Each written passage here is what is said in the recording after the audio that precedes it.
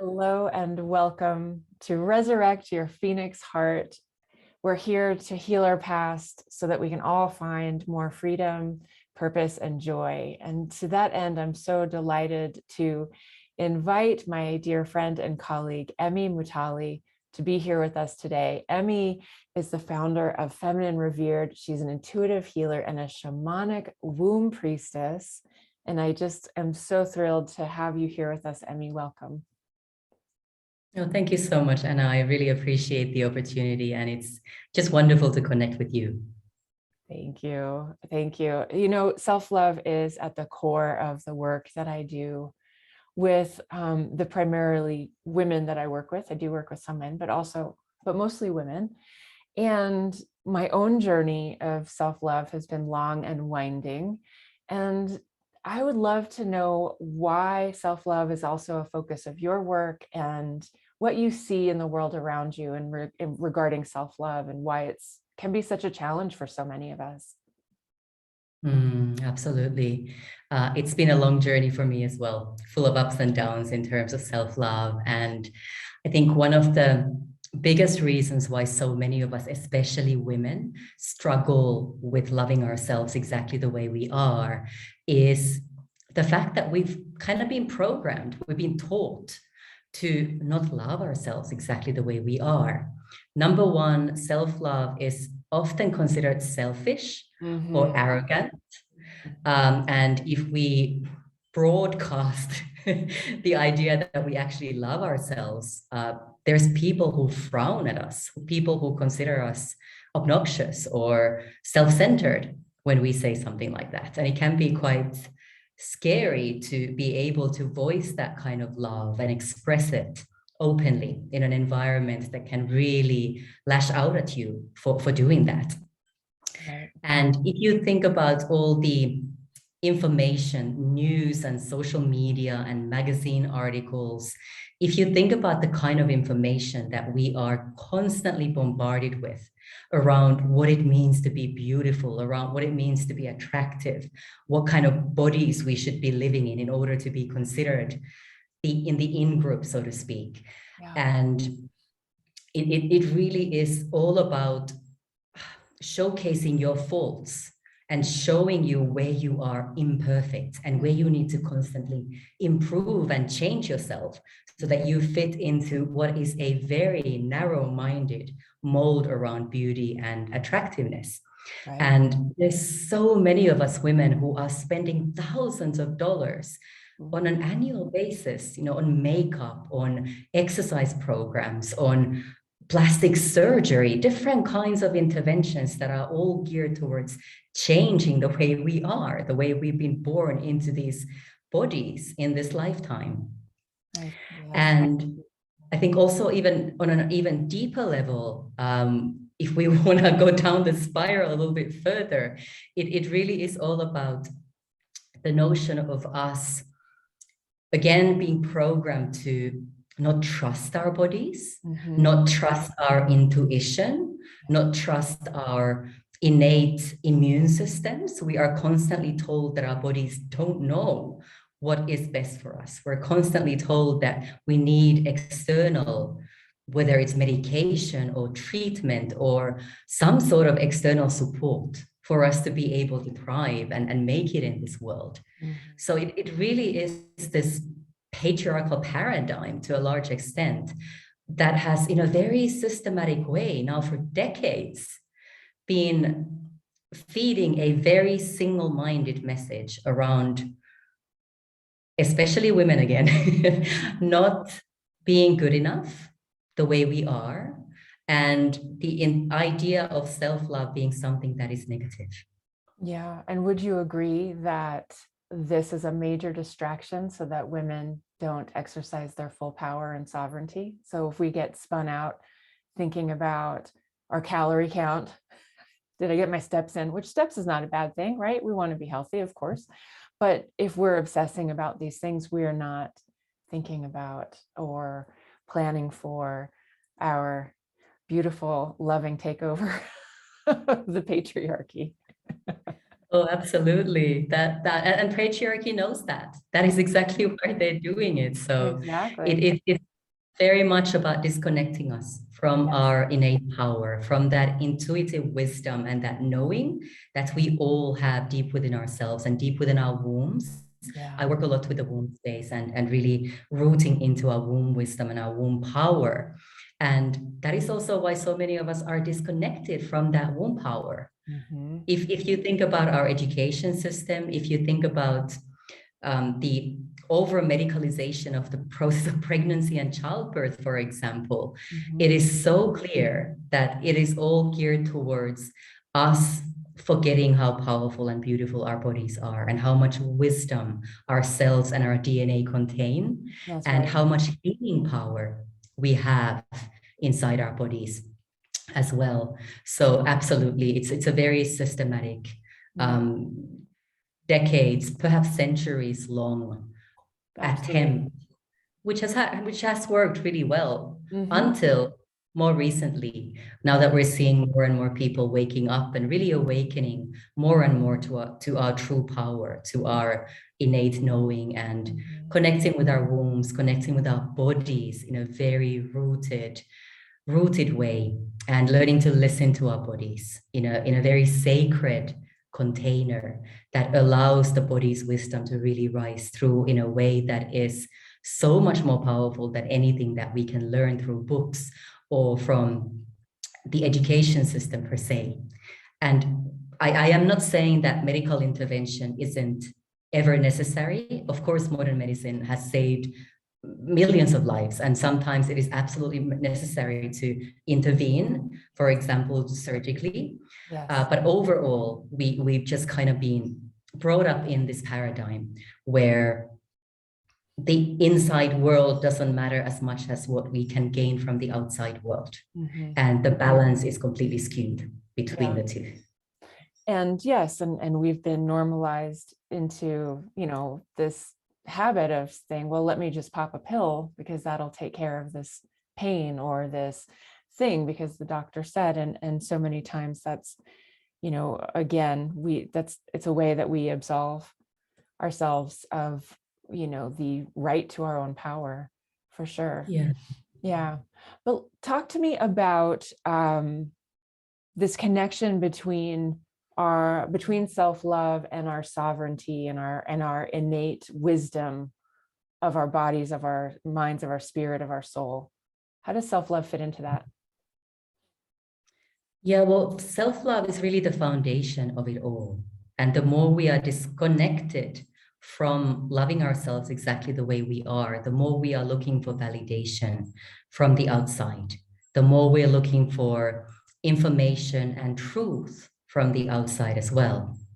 And in the context and the paradigm we live in, learning to love ourselves exactly the way we are and having the courage to love ourselves exactly the way we are is really quite a revolutionary and a radical act, because Mhm. you are going against the grain. You are going, as you so beautifully said, the normalization of self-love not being a great thing, and our power being numbed Yeah, by those pills or yeah, whatever your drug of choice might be, but really numbing that true connection to yourself, true connection to source, true connection to Mother Earth as well, who is always holding us and mm, who always has so much nourishment, so much nurturance, and so much wisdom to give to us as well.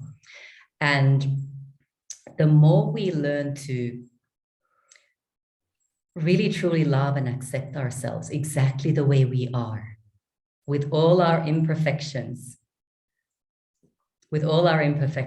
and with all our faults and what we consider mistakes and failures and so on, the more we learn to embrace all of that, the more powerful we become in our knowing and on our paths. mhm. And there was something else that was coming through really strongly just now. Let me just see if I can get a hold of that now as well. Mm. Yeah, really just the more we remember and reclaim our closeness and our connection to nature and to Mother Earth. And the more we can harness that wisdom, the more powerful again we become. Mhm. You're on the verge of painting a really beautiful picture, a really vivid and beautiful picture of what the new earth or this new paradigm can look like. I always say, and I imagine you might too, that I wish that that I didn't need to do the work that I do, right? That I was obsolete, that everybody would know the truth of who they are, this limitless being of pure potential, who is whole and healed and is purposeful and creating lives of meaning and all that stuff. I want to hear your words, because you're such a you have such a beautiful and poetic way of speaking, and also it's so inspiring. I want to hear what the world would look like if your work was no longer necessary. What a beautiful question. Well, this world, and I'm actually going to talk in the present sense, because that is the most beautiful way of actually affirming and starting to bring into life and birth the kind of world that we want to live in. So in this world, everything, absolutely everything, is founded on the notions of love, compassion, and forgiveness. And there is this innate understanding of the need for community, of the need for unity, cooperation, and collaboration. And there is this intricate understanding of the sacredness of all living beings. Humanity collectively, regardless of our backgrounds, regardless of our age, regardless of our skin color, regardless of our ethnic background, any of that doesn't matter in that world. And all life in terms of animals being included in that, and all living beings on planet Earth. And here I'm also bringing in an understanding of trees, water, rocks, stones, mountains, all life forms on Earth having a soul, having an essence that we can connect with. And this understanding that we are ultimately all one, we are intricately connected with each other. And when we understand that, there is a deeper level of understanding of the sacredness of all living beings and things on planet Earth. There is also a beautiful understanding of our deep connection to Mother Earth. And I know I've said this already, but it's just such an important point to really reiterate. Mother Earth herself is a living being. And without her, we are not able to exist. So we're kind of going back to the way the ancient ones lived. And we're going back to the way Indigenous people continue to live on our planet, in this deep reverence of Mother Earth and in this deep understanding that we are all in a beautiful relationship of giving and receiving with each other. And the more we honor this relationship, and the more we honor Mother Earth as a living being, the more beauty and the more harmony and the more balance we're going to witness, and we witness in this world that we are birthing and have birthed to a large extent already. There's also an understanding of our connectedness to life beyond our planet. And this might sound a little bit weird to some listeners, but I'm just inviting you to open up to the possibility that life does not exist only on planet Earth, and that we absolutely have the power and the potential to connect with other planets, with other life forms that live in different galaxies, perhaps even different universes, and perhaps are leading parallel lives to the ones that we are leading here on Earth. And in this new Earth, we our ability to communicate with these life forms is heightened. Mhm. So we are tapping into larger parts of our brain, that those pills that you were talking about, Hannah, they don't exist. We don't have any need for those, because we will be able to cure and heal ourselves and our loved ones through natural medicines, through herbal medicine, and so on. Mhm. And I think importantly, there's also this understanding that death is a sacred part of life as well. And we will come full circle to a much more beautiful, more sacred understanding of the different stages of life, Yeah. of which I consider death to be one, because it is always a cyclical process of birth, death, rebirth, and so on. And the fear that is so persistent and so prevalent in our world at the moment, it just simply cannot take root, because there is so much love and the vibration in this place is so high Mhm. because of the understanding of the sacredness of all life. I have goosebumps as I say that, but I hope I've covered that extensively enough. Yeah, that's so beautiful. Thank you. Thank you for that. I love that image, that the fear that feels so rooted right now in our present 3D reality, in the space of love, has no power. It has no sway. It has no dominion over us, over our souls, over our consciousness. And that is a very beautiful thing. You mentioned something about forgiveness, and I enjoy getting different perspectives on forgiveness, and in the spiritual community there are quite a number of them, and I'm curious what your perspective on forgiveness is, because you did mention that as one of the key, love, compassion, and forgiveness, one of the key Mm. elements in the new earth. So can you talk more about how you see forgiveness, and even potentially if you have any personal examples? I love hearing personal examples. I think everyone else does too. Yeah, sure. Absolutely. So for me, forgiveness, number one, is not about condoning the wrongs that may have been done to us. It's about understanding that the longer I remain in anger or in resentment or in a very stubborn, protective, defensive kind of energy, I'm only hurting myself.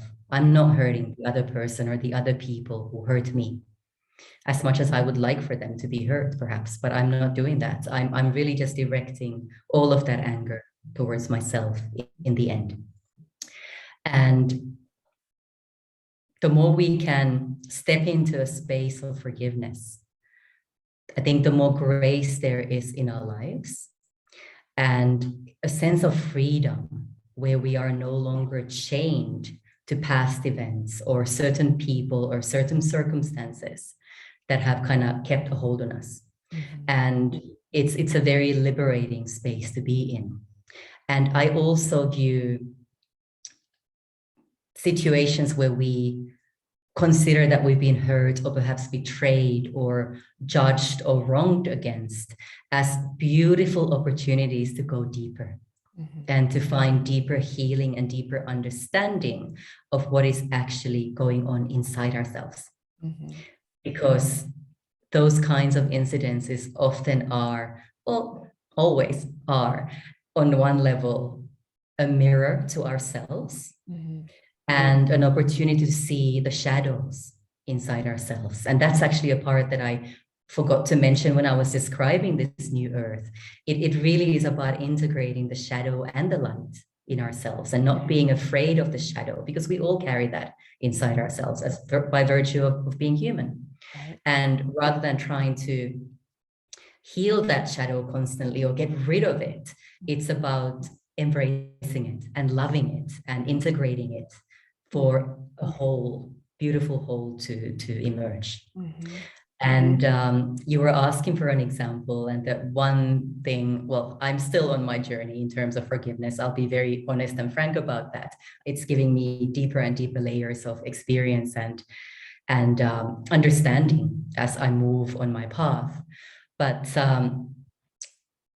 quite a powerful example would be from a few years ago when I became really, really good friends with a woman that we really clicked. We had the same vision, we had the same interests, we had the same passion, and we talked about collaborating in terms of healing work, in terms of running retreats, and just doing different things together.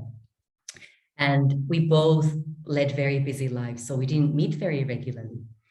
But that was okay. That our relationship seemed to be strong enough, our friendship seemed to be strong enough to kind of just, that wasn't a big deal.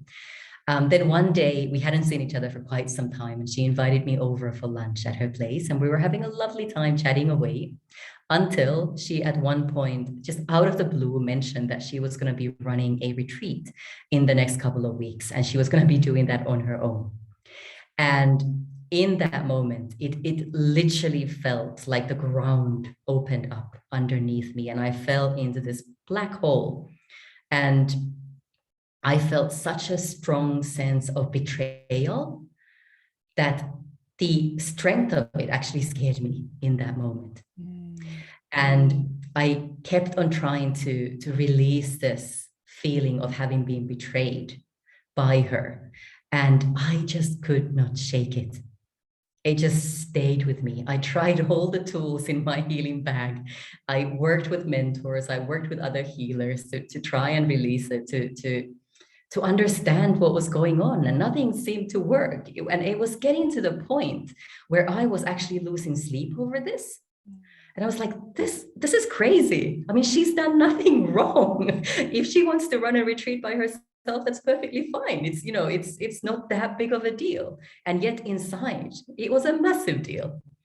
And then when I started to really dig deeper into the divine feminine work and deeper onto the path that I'm very strongly on at the moment, and I started to, dig deeper into what happened during the witch hunts, for example, in terms of women having to denounce each other, their mothers, their daughters, their sisters, their best friends, in order to not be put on trial themselves and potentially burned at the stake.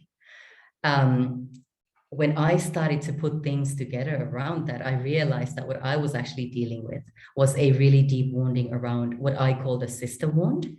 Some people call it the witch wound. For me, it is the sister wound. Mm-hmm. And that the sense of betrayal and this really deep, dark hole that I had gone into wasn't actually about what was happening in this lifetime. Mm-hmm. And it wasn't about me and this friend of mine. It was much more about the collective experience of women and how we've been taught, again, programmed to push each other down rather than lift each other up. Mm-hmm.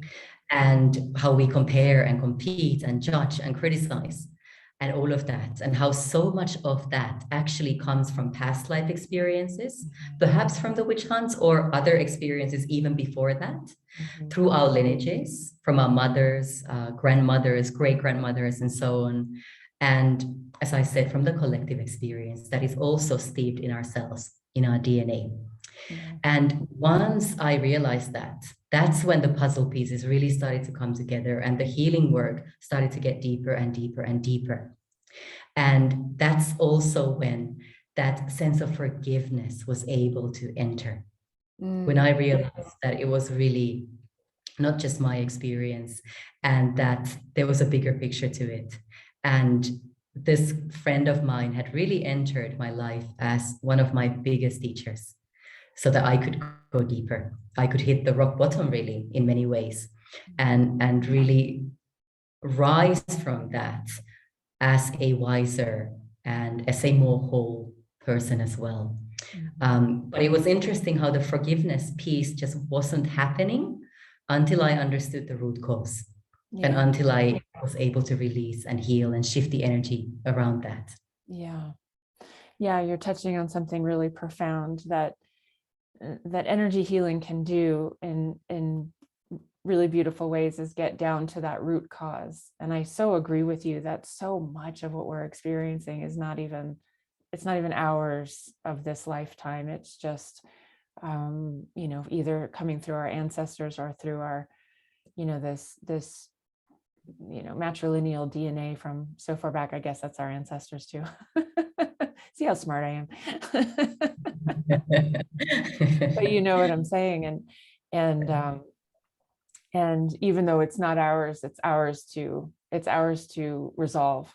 It's ours to show up for, and it's ours to, in some ways we have this incredible gift, and it's also a responsibility to do this healing back in time, to heal those old wounds that are tethering humanity to these divisive, separation oriented ways of being. And we have that possibility now because our consciousness is expanding. That's what we mean by ascension. We're actually just expanding into greater levels of consciousness, greater levels of awareness. And how does that phrase go? With great privilege comes great responsibility, or something like that. And it is a privilege. We're privileged. Our parents didn't have the access to this. They do now if they can expand their consciousness to it. But but we have something that our grandmothers never had. Our great grandmothers couldn't even conceive of. Our great great grandmothers, no way. And it's really powerful to think about what we're able to accomplish here and now.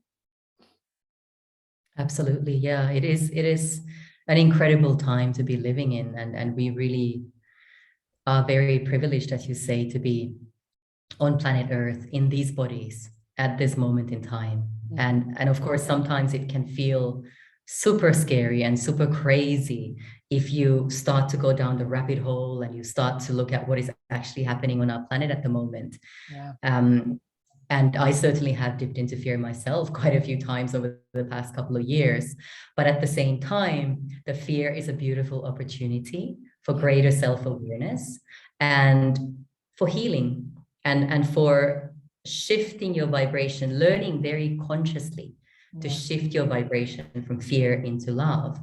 And I would also add from judgment into forgiveness or compassion. Yeah. And into courage as well, because we do need a lot of courage in these times to be able to speak our truth and to be able to get onto the barricades, whatever that may look like for you in your unique, on your unique life path.